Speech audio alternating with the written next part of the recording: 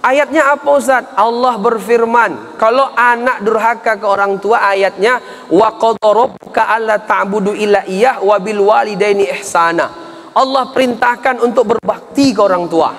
Tapi kalau orang tua berbakti kepada anak, yang tadi At-Tahrim surat 66 ayat 6, ku anfusakum wa ahlikum naro.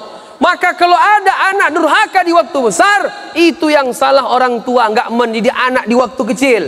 Cuman persoalannya itu pula, orang tua nih, dia waktu menikah modal cinta. Modal cinta. Pas sudah punya anak, bingung anak mau dikemanakan. Bapak Ibu, saya mau tanya, mana lebih mahal, anak ayam apa anak orang? Halo? Ini apa terlalu jauh ya? Jadi hotspotnya nggak sampai nih, wifi-nya nggak sampai. Mana yang lebih mahal, anak ayam apa anak orang? Anak? Hah? Anak ayam? Iya juga ya. Kalau secara data, fakta anak ayam memang. Tapi kalau secara logika tidak. Kok bisa? Kok bisa? Kalau ditanya mana yang lebih mahal, anak ayam apa anak orang? Ya jelas anak orang lah. Anak orang penciptaannya keren. 9 bulan 10 hari. Keluar-keluar ada akalnya. Meskipun belum sempurna. Cuman yang jadi pertanyaan, kenapa anak manusia dibatasi, anak ayam tidak pernah dibatasi? Kalau memang anak manusia lebih baik, apa sebab? Tahu enggak Bapak Ibu? Ah, itu PR tuh, cari di rumah nanti. Itu masih ada kaitannya dengan pendidikan. Kalau boleh dijawab singkat, gara-gara tidak lurusnya pendidikan. Karena pendidikan tidak diberikan. Manusia nih kalau nggak dikasih pendidikan agama yang baik, dia nanti jadi preman. Dia akan merusak. Kalau nganggur nyuri, kalau nganggur merampok, kalau nganggur memperkosa. Kalau ayam nggak diajari, nggak masuk SD, TK, nggak masalah. Ayam tuh timak besar potong, bermanfaat.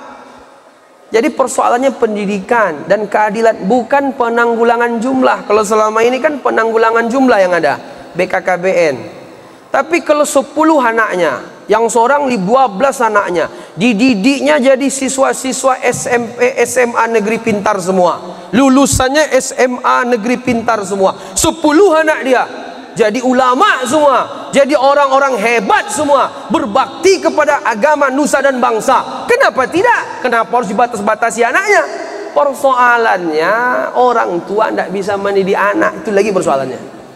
Akhirnya diserahkan pendidikan anak ke sekolah. Padahal sekolah bukan inti pendidikan.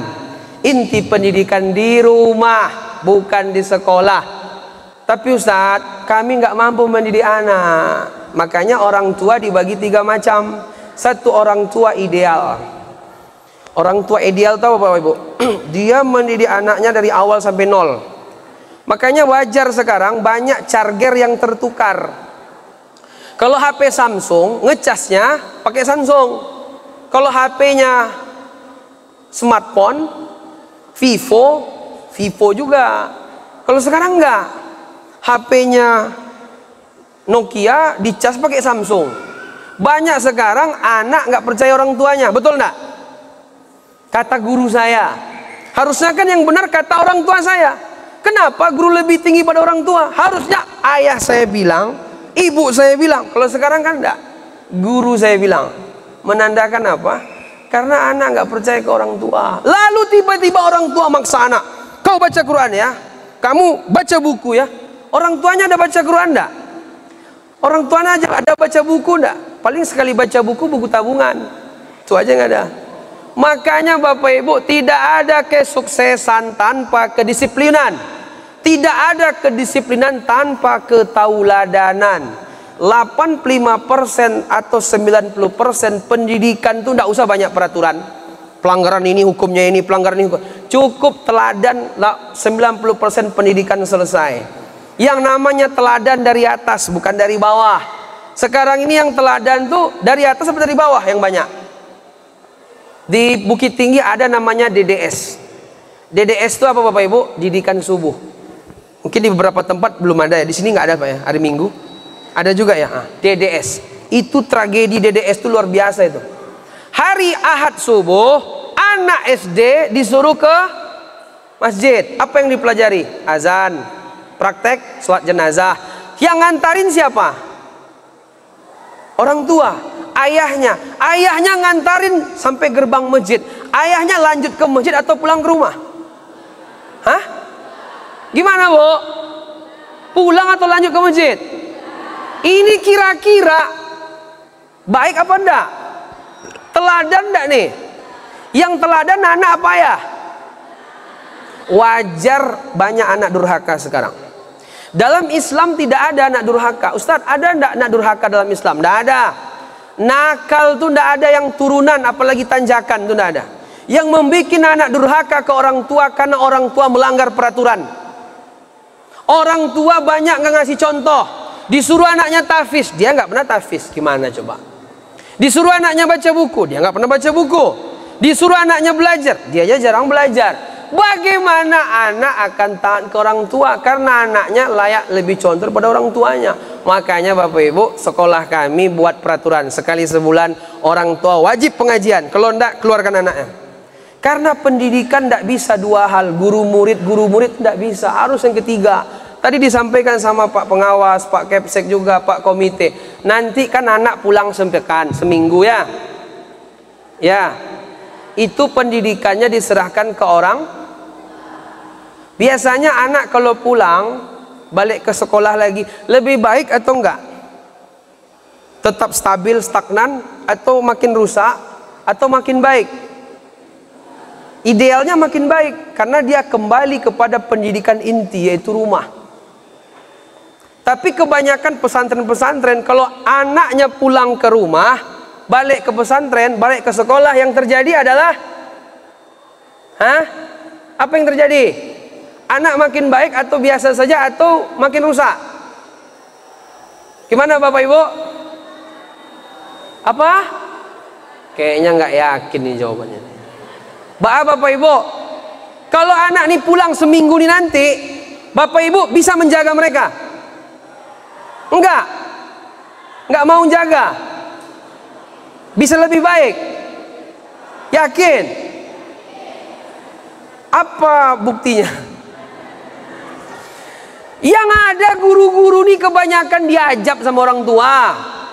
Udah pulang nanti dibiarkan. Karena lingkungan 80%. Kalau nggak bisa mendidik anak, masukkan pesantren. Di 2045 sekolah yang paling menjadi favorit, yang paling pelosok nanti 2045 menurut penelitian. Karena ini HP di mana-mana makin menggila. Kemarin SMP di Jawa Timur sekitar 12.000 udah minta, anak-anak SMP minta nikah dini karena sudah hamil di luar nikah. Di Jawa Barat juga, di beberapa daerah, abang menghamili adik kandungnya, adiknya sendiri, ayah menghamili anaknya, kakek menghamili cucunya. Itu udah banyak. Gara-gara apa? HP. Pulang ke rumah, HP tetap dipegang seperti di sini. Di sini mereka diperhatikan, jangan main HP, jangan main HP kecuali seperlunya, tidak boleh pacaran. Di rumah dibebaskan. Itu namanya orang tua mengajak guru. Udah diperbaiki anaknya, pulang ke rumah dirusak, udah rusak, balikkan lagi. Perbaiki ya Pak guru-guru ya. Salah-salah kamu yang kami salahkan. Lapor ke polisi kalau kena cubit nanti. Kasih jadi. Makanya zaman Umar bin Khattab gaji guru itu 30 dinar. 35 juta sebulan. Gaji guru. Dulu sebelum tahun 60, orang kalau kuliah, orang cita-citanya mesti semua jadi guru, ya enggak? Apa cita-citanya? Jadi guru. Apa cita-citanya? Jadi guru. Kalau sekarang apa? Apa cita-citanya? Dokter. Apa cita-citanya? Polisi. Apa cita-citanya? Jadi tentara. Kalau menurut saya yang paling mulia jadi guru. Sebelum tahun 60, orang kalau ditanya mesti jadi guru. Karena mulianya guru. Sehingga kalau dulu orang tes, apa namanya tuh ya, saya baca itu PGA apa namanya itu. Kalau orang tes keguruan nggak masuk, nanti orang akan ke bawahnya dikit, sekolah favorit. Kalau nggak masuk sekolah favorit baru ke bawahnya. Jadi pendidikan guru tuh paling mulia. Tapi kalau sekarang enggak kayaknya. Ya Bu, enggak lagi ya? Masuk dokter nggak lulus, masuk ini, nggak lulus, masuk ini, masuk terakhir guru lagi. Jadi Bapak Ibu, gimana guru ini kita muliakan? Kita bantu, jangan nanti sikit disuit, dipukul, dah lapor. Nggak bisa, karena dalam Islam tetap ada pendidikan namanya pukulan dalam pendidikan. Ada artikel saya, pukulan pendidikan. Karena kalau nggak dipukul, kadang-kadang ya, anak nggak beradab. Sementara tujuan pendidikan di Indonesia pasal 31 ayat 3 itu adalah iman, takwa, akhlak mulia. Iman, takwa, akhlak mulia. Jadi sekolah yang berhasil, sekolah yang meluluskan generasi beriman, bertakwa, berakhlak mulia, bukan kerja. Kerja itu tambahan. Jadi indikator sekolah sukses, iman, takwa, akhlak mulia. Kalau dia SD selesai salat 5 waktunya, SMP dia udah tambah tahajud, SMA dia udah tambah apa, S1 dia makin baik imannya. Tapi sekarang indikator sekolah sukses apa? Iman, takwa, akhlak mulia atau kerja? Apa? Kerja. Bahkan prodi-prodi di kampus itu nggak akan keluar izinnya kalau nggak jelas tamat kerja kemana. Ini sebenarnya salah tujuan, meskipun kerja penting. Jadi Bapak Ibu, saya ingin mengajak, poin pertama, orang tua sadarlah bahwa kewajiban pendidikan Anda bukan guru. Guru membantu saja. Jadi pendidikan itu di rumah, kalau pengajaran itu di sekolah. Karena pengajaran dengan pendidikan itu agak berbeda. Makanya dinas kita kan dinas pendidikan, bukan dinas pengajaran. Jadi kalau pengajaran itu transfer ilmu sifatnya. Tapi kalau pendidikan bukan hanya ilmu, sampai adab semuanya. Makanya kalau sekolah guru saya di Depok, itu kelulusan itu bukan nilai kognitif, tapi adab. Jadi kalau adab di bawah 7 keluar, naik kelas. Tapi kalau ilmu kognitif, sifatnya yang kognitif, itu 100 pun. Kalau adabnya rendah, akhlaknya nggak baik, bisa tinggal kelas.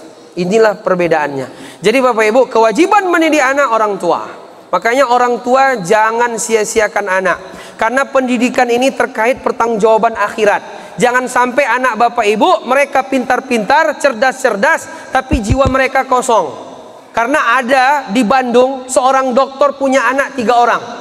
Seorang dokter punya anak 3 orang.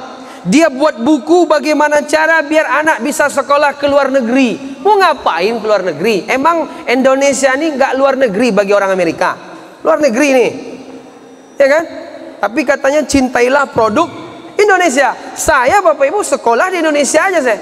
S1 Indonesia, S2 Indonesia, S3 Indonesia. Tapi pas ceramah yang ngundang saya tamat Timur Tengah.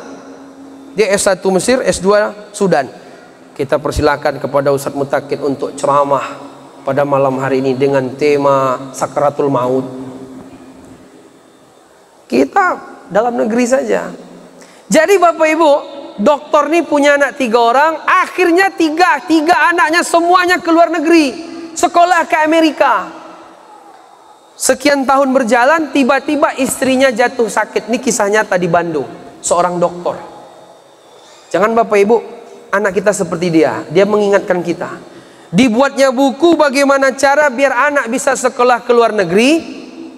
Lalu 3 orang anaknya pun sekolah ke luar negeri. Berhasil 3-tiganya di luar negeri versi dia. Tiba-tiba istrinya jatuh sakit, masuk ruang ICU. 1 hari, 2 hari, 3 hari, tidak ada perubahan. Kata dokter, ini ibu nampaknya makin payah, makin kritis, lama-lama tidak ada harapan sepertinya. Kata dokter, ditelepon anak pertama yang di Amerika tadi Pak. Kata ayahnya dokter tadi, wahai anakku pulanglah, ibumu sudah kritis, sepertinya tidak ada harapan. 9 bulan 10 hari dia mengandungmu, wahai anakku, pulanglah engkau. Apa kata anak yang pertama yang sekolah di Amerika, sudah kerja bahkan, sudah tamat, menjadi manajer di perusahaan asing di Amerika. Ya saya sibuk, ada meeting penting, nggak bisa izin pulang. Saya mohon maaf ya, ini gaji besar di sini, tidak mudah cari kerja. Anak pertama nggak pulang, padahal ibunya udah mau mati. Ditelepon anak kedua, mirip jawabannya. Ditelepon anak ketiga, alasan dia baru diterima di perusahaan IT terkenal di Amerika. 3 bulan pertama nggak boleh kemana-mana, dilihat dulu bagaimana bukti pekerjaan. 3 anak, 1 pun tidak ada yang pulang Bapak Ibu. Malaikat maut udah nunggu-nunggu juga. Ini gimana nih sebenarnya nih? Ini serius nggak matinya nih? Ini anak-anak kok belum ada yang pulang. Saya tugasnya jam sekian, detik sekian, hari sekian. Harus dicabut. Idza ja'a ajaluhum la yastakhiruna sa'atan wa la yastaqdimun. Orang kalau sudah datang matinya, tidak bisa dimajukan, tidak bisa dimundurkan. Akhirnya dicabut ruh ibu tadi. Mati. Berpisah ruh dengan jasad. Sang dokter menangis. Kalau udah meninggal diapakan? Diapakan dulu? Langsung dikubur, habis itu baru dimandikan? Atau dikafani, habis itu baru diapakan?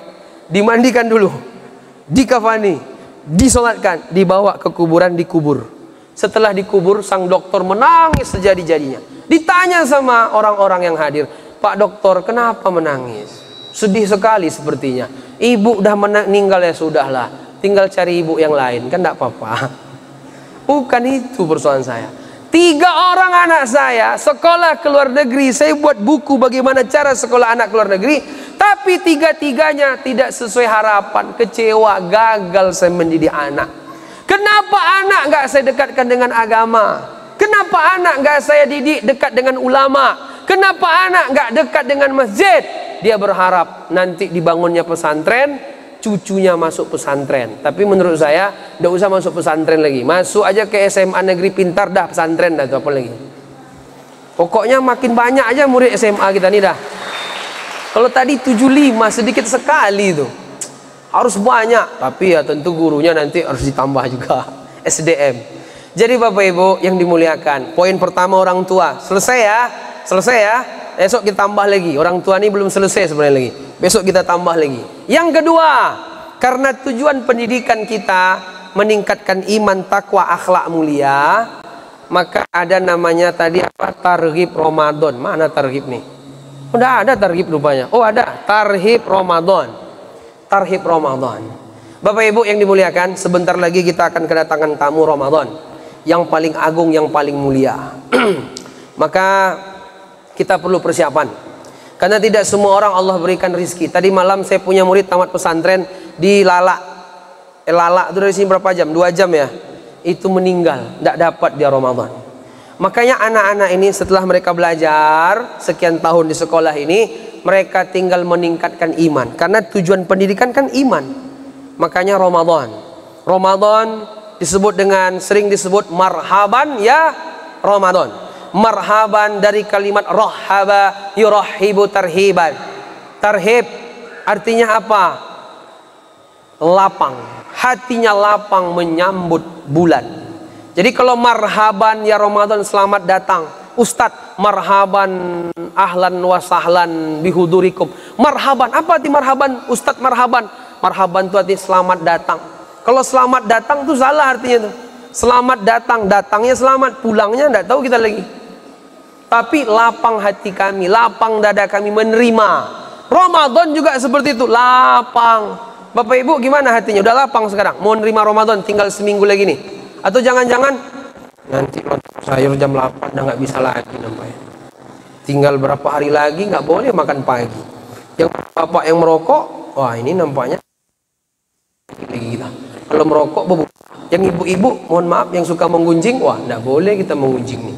Kapan kita mengunjing? Habis maghrib aja nanti. Biar hapus pahala kita. Pendidikan adalah amal, yaitu keimanan. Ramadan datang, dipersiapkan. Lapang hati kita.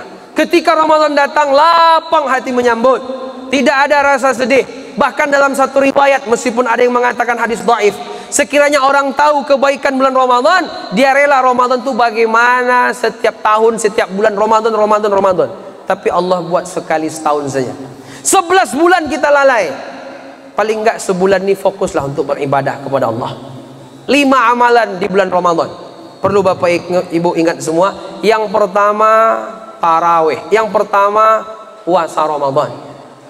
Puasa Ramadan. Kata Nabi, idza jaa Ramadan futiyat abwabul jannah wa ghulliqat abwabun nar wa suffidatis syayatin. Kalau bulan Ramadan datang, Allah buka pintu surga selapang-lapangnya. Allah tutup pintu neraka serapat-rapatnya, dan setan dibelenggu waktu itu. Setiap amalan anak Adam Allah lipat gandakan 10 sampai 700 kecuali puasa. Adapun puasa untukku dan aku langsung kasih pahala. Karena orang puasa dia sabar.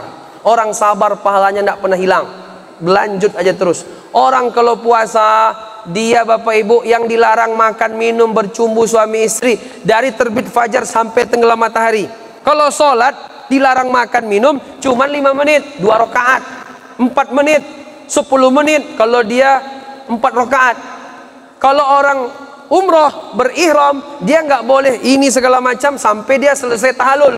Tapi kalau Ramadan dilarang min tulu'il fajri ila ghurubi syamsi, lama. Satu. Yang kedua, kenapa Allah lipat gandakan amalnya lebih daripada 700? Karena orang kalau puasa Ramadan dia tidak ada riak, dia mesti ikhlas karena Allah. Bapak Ibu, kalau puasa Ramadan ada yang riak-riak enggak? Kalau haji bisa riak enggak? Haji, umrah bisa riak enggak? Ustaz, gundul nampaknya Ustaz. Ya. Kenapa? Habis umrah. Bapak udah umrah belum? Belum. Nah itu. Umrah lah. Di Makkah tuh, di Masjidil Haram tuh 100.000 kali lipat pahala kita sholat. Di Masjid Nabawi 1.000. Umrah kayak saya. Itu bisa riak. Kalau sholat bisa riak enggak? Sholat. Allahu Akbar. Pas tadi pula hafal 5 juz. Nanti 4 tahun lagi menikah, ketemu calon mertua. Bagus-bagus sholatnya. Bismillahirrahmanirrahim. Oh, biasanya biasa aja kalau dia sholat sendiri. Allah, pas jadi imam, Alhamdulillahirabbil alamin.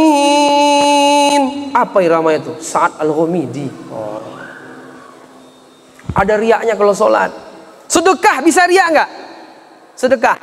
Oh itu paling mudah. Nggak ada orang, 1.000 aja lah. Pas ada orang 100.000. Apalagi mohon maaf caleg-caleg ya kan. Tapi caleg-caleg nggak ada di sini. Wah, biasa nggak pernah pengajian. Kalau pas sudah mendaftar jadi caleg, oh nggak diundang pun hadir. Nanti infak 100 sak semen dari calon legislatif kita. Rawan. Ustadz ini juga rawan riak. Ceramah, gimana cara ceramah biar bisa menggebu-gebu orang nanti bilang mantap lalu memuji saya. Wah, bahaya sekali, bisa riak. Bahkan ada riwayat mengatakan dosa riak itu lebih ditakuti Nabi daripada fitnah Dajjal. Kenapa? Kalau orang mencuri dia maksiat dapat dosa wajar. Kalau orang berzina dia maksiat dapat dosa wajar. Tapi kalau ada orang sholat, haji, umroh, sedekah, dia berdosa, kan ngeri. Tapi kalau puasa ndak ada riak. Asal dia tidak makan, diam-diam aja. Kan nggak perlu cerita juga kan. Nah, sampai makin lemes aja deh. Ditanya sama orang, apa acara nih Pak? Puasa kita, baru tahu orang. Lalu kalau orang dia puasa, dia ikhlas karena Allah. Kenapa demikian? Kalau dia nggak karena Allah, pergi dia ke WC, dia ambilnya roti, dimakannya kan bisa. Pergi dia ke kamar, tutup pintu, dimakannya bisa. Ya kan? Bisa saja. Tapi kalau dia nggak makan mesti karena Allah, puasa. Makanya orang kalau puasa ini amalannya lipat gandakan lebih di atas 700 kali lipat. Maka yang pertama puasa. Nah puasa ini ada sunnah-sunnahnya. Pertama sahur. Sahur itu kalau bisa diakhirkan. Ustadz kalau sahur jam 10 malam gimana? Itu makan malam namanya. Sahur itu dihitung sepertiga malam terakhir. Sepertiga malam terakhir itu jam berapa? Jam 2 ke bawah lah paling enggak. Yang paling afdol sahur sekitar 50 bacaan ayat Al-Quran dalam hadis. Kurang lebih 20-15 menit sebelum masuk waktu subuh. Itu paling bagus sahur. Sahur diakhirkan paling bagus. Ustadz yang imsak itu 10 menit sebelum azan. Berbunyi. Apa berbunyi? Bom. Apa? Sirine. Gimana bunyinya? Karena masing-masing provinsi ini beda-beda suaranya saya perhatikan. Gitu ya. Tadi saya heran, kok bisa nasidnya pakai musik-musik apa dari mulut itu ya? Itu berapa hari latihannya Ustaz Rifi? 3 hari cuma. Saya Bapak Ibu di pesan berapa? Sehari. La ilaha, sehari. Saya di pesantren saya nasid tuh banyak. Rehaniyah ini ya. Tapi nggak pernah ketemu yang kayak gitu. Saya ketemu cuma di YouTube aja kayak gitu. Gimana? Bupa gitu. Itu bibit unggul itu kayak gitu. Luar biasa. Sehari cuman bisa. Masya Allah. Jadi Bapak Ibu sirine itu kan ada 10 menit sebelum azan, ya kan? Masih boleh makan nggak? Masih boleh. Itu maknanya hati-hati. Jadi kalau ada orang awam, dia nggak biasa puasa, dia nggak terkejut. Tiba-tiba Allahu Akbar, Allahu Akbar. Dia nggak biasa sholat subuh. Mulut udah berisi sama gulai, sama ikan patin, sama ikan apa semua. Dimuntahkan atau ditelan kalau udah azan? Hah? Dimuntahkan. Kalau nggak mau ribet-ribet, blender aja. Bawang, gula, cabai, ikan patin, gulai, goreng, blender. Ambil pipet. Dah 5 menit selesai. Jadi sahur diperlambat. Yang sunnahnya ada pun berbuka dipercepat. Karena kata Nabi, orang dalam kebaikan kalau dia mempercepat berbuka. Jadi pas masuk waktu maghrib 18.25, masuk waktu maghrib 18.25, berbunyi sirine, masuk, langsung minum. Jangan tunggu azan, karena azan ikut waktu. Kalau azannya duluan, tidak boleh buka. Kalau azannya terlambat, tidak boleh nahan. Pokoknya waktu masuk. Jadi intinya masuk waktu langsung berbuka. Muazin bagaimana? Kalau muazin dilihatnya 18.25, ya sudah, makan kurma sebutir dulu, jangan tangan kiri, tangan kanan, baru dia azan. Allahu Akbar, Allahu Akbar. Jangan berbunyi sirine, habis itu baru Allahu Akbar, Allahu Akbar, la ilaha illallah, baru dia makan. Wah, ini kurang sunnah ini. Duluan makannya dulu. Itu. Kemudian amalan yang kedua adalah sholat taraweh. Taraweh artinya istirahat. Bisa 13, bisa 11, bisa 23, bisa berapapun. Kata Nabi, siapa yang sholat taraweh dengan imam sampai selesai dapat pahala seperti tahajud 1 malam penuh. 2, 3, amalan di bulan Ramadan. Di antaranya banyak baca Quran. Minimal kalau bisa khatam sekali. 1 juz 30 menit. 30 juz berarti 15 jam. Dari 30 hari Ramadan ambil 15 jam aja untuk baca Quran. 1 hari 1 juz. 1 juz 30 menit. 1 hari 1440 menit. Ambil aja 30 menit, 1410 menit sisa. 30 menit baca Quran, 30 hari khatam. Bagaimana caranya lebih mudah, Ustaz? Habis sholat subuh 2 lembar. Karena 1 juz 10 lembar. Habis sholat subuh 2 lembar. Zuhur 2 lembar. Asar 2 lembar. Udah berapa? Berapa? 6. Maghrib 2 lembar. Berapa? 8. Isya 2 lembar. Habis tarawih 10 lembar. 1 juz. 30 hari khatam 1 kali. Bapak Ibu, sudah ada yang belum pernah khatam? Pertanyaan Ustaz terbalik nak, Ustaz? Ada yang sudah pernah khatam? Kami ibu-ibu khatam pagi-pagi, Ustaz, pakai mic Tadarus. Kalau tidak ada mic, nggak ada baca Quran. Berarti baca Qurannya karena mic. Kalau nggak ada mic, nggak ada baca Quran. Cobalah Bapak Ibu, di Indonesia juara 3 sedunia paling sering lihat HP. Rata-rata lihat HP 8 jam. Itu udah sepertiga umur itu. Karena umur kita rata-rata 60 jam. 60 tahun, mohon maaf. Itu kalau 8 jam sehari lihat HP, itu 24 jam dibagi 8, 3. 60 jam, 60 tahun dibagi 3, 20. Jadi umur 60 lihat HP 20 tahun. Tidur 20 tahun, 8 jam pula sehari. Disitulah bangun, sholat, ibadah, maksiat, gunjing 20 tahun pula. Habis itu mati.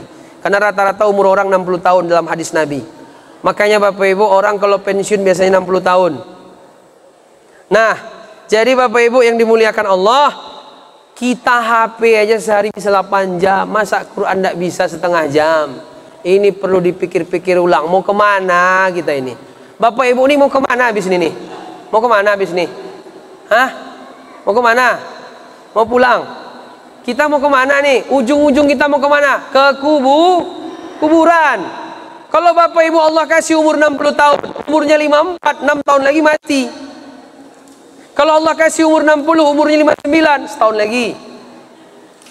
Bapak Ibu, Nabi bilang umur umatku 60 atau 70, yang lewat 60, 70, satu-satu. Wa aqalluhum man yajuz dzalik. Kalau Allah kasih umur kita 63 tahun seperti Nabi, sekarang umur 62, setahun lagi. Tidak ada yang mau dicari di dunia kecuali untuk ibadah. Makanya tujuan pendidikan meningkatkan iman, takwa, akhlak mulia.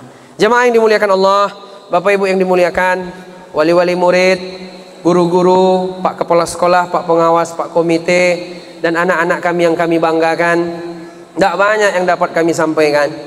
Untuk masalah orang tua tadi itu yang sangat kami tekankan. Untuk masalah targhib Ramadan, yang pertama puasa, yang kedua tarawih, yang ketiga baca Quran, yang keempat iktikaf, dan yang kelima banyak-banyak kita bersedekah. Dah, itu saja. Kalau ada pertanyaan nanti silahkan. Mohon maaf ini kalau kami bawaannya lebih banyak ceramah kepada pendidikan, karena memang tadi saya merasa ini jarang-jarang orang tua hadir. Paling tidak saya bisa untuk membawa mindset orang tua bahwa kewajiban mendidik anak saya, bukan guru. Karena yang ditanya di hari kiamat bukan guru, yang ditanya anak Anda. Karena anak Anda tuh ada gara-gara Anda. Ada anak nih muncul tiba-tiba dari pokok kayu sawit apa tuh? Nggak ada kan?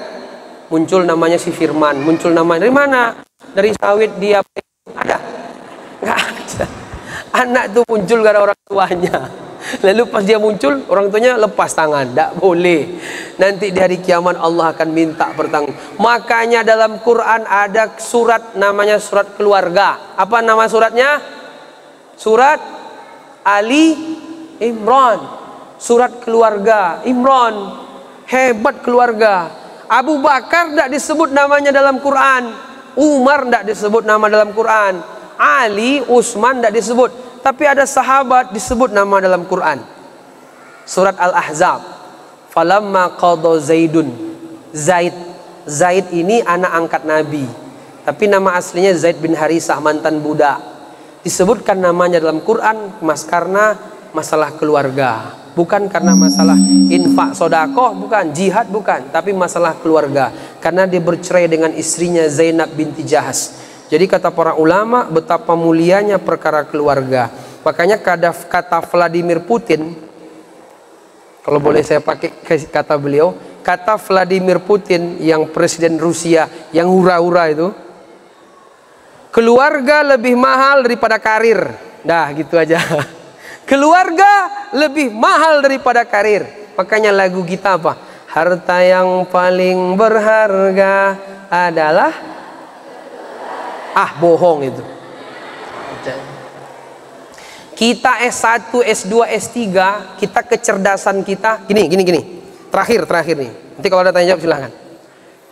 Bapak Ibu, pegawai selain pegawai SMA negeri pintar dan pegawai pendidikan, pegawai bank, pegawai luar itu. Contoh bank aja lah. Kalau kita datang ke bank, itu penjaganya atau teller-tellernya itu marah-marah apa senyum sama kita? Senyumnya ikhlas apa enggak? Mana ada? Ikhlas enggak? Ikhlas. Mohon maaf ya kalau ada di sini ya. Kita kalau masuk ke kantor-kantor itu, ke bank lah khususnya ya, itu paling bagus servisnya, pelayanan prima. Kita datang, ada yang bisa dibantu Pak, itu tolong angkat barang saya, mana mau deh ya kan. Pokoknya dia senyum luar biasa, pegawai-pegawainya, pejabat-pejabatnya. Tapi nggak jarang ketika mereka sore selesai kerja dari bank tuh, pulang mereka ke rumah ngamuk-ngamuk sama bininya. Ada sedikit atau banyak? Kalau ada mesti ada ya. Tapi banyak apa sedikit? Banyak. Bukan di situ saja, pekerjaan-pekerjaan lain. Padahal kata Nabi, sebaik-baik orang yang paling baik kepada keluarganya, bukan paling baik kepada bos. Sebaik-baik orang bukan yang paling baik kepada atasan. Sebaik-baik orang bukan orang yang paling baik kepada orang yang menggaji dia. Sebaik-baik orang yang paling berbakti kepada keluarganya, yang paling baik kepada istrinya. Itu sebaik-baik orang. Kata Nabi, versi Nabi, khairun nas khairukum li ahlihi wa ana khairun li ahli. Kita ini kan sekolah S1, S2, bahkan sampai S3. Tapi ternyata setelah saya baca, kecerdasan kita itu dididik untuk kerja, bukan untuk keluarga. Jadi keluarga 9 kerjanya serius. Harusnya keluarganya yang serius. Kerja 9. Makanya saya Bapak Ibu kalau kerja nggak mau serius ya. Saya kalau keluarga serius ya. Tapi kalau keluarga serius, kalau kerja saya sambilan. Dan saya kalau ditanya sampai hari ini, Ustaz apa kerjanya? Saya nggak kerja. Saya pokoknya belum mau kerja aja. Mudir pondok saya lepas, saya lepas. Itu bagus juga. Tapi saat ini belum dulu. Menandakan Masalah keluarga penting. Maka saya sarankan kepada dinas pendidikan waktu saya ceramah, cobalah buat S1 ibu solehah. Itu penting itu. Iya, betul saya bilang. Karena baiknya suatu negeri tergantung keluarga. S1 ayah teladan, itu bagus itu. Nah sekarang guru saya sudah buat sekolah di Depok, pendidikan jurusan ayah teladan. Wih, itu mantap tuh. Mungkin Pak Pengawas nanti bisa arahkan ya.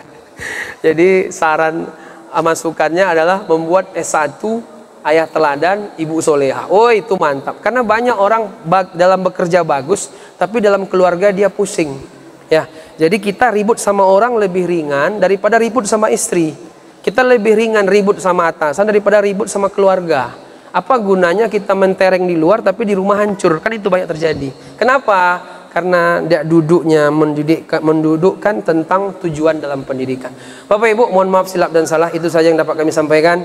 Pak Kepala Sekolah, kami mohon maaf kalau ada kurang-kurang dari kami. Pak Pengawas, saya mohon maaf. Pak saya juga mohon maaf. Kepada Dewan Guru, kalau ada hal-hal yang tidak sesuai yang diinginkan dari saya mohon maaf. Kepada wali murid semua, saya mohon maaf kalau ada kata-kata saya yang kurang tepat di hati. Mudah-mudahan bermanfaat. Pas pula mati lampu. Ini nampaknya isyarat ini. Pas. Itu mungkin. Assalamualaikum warahmatullahi wabarakatuh.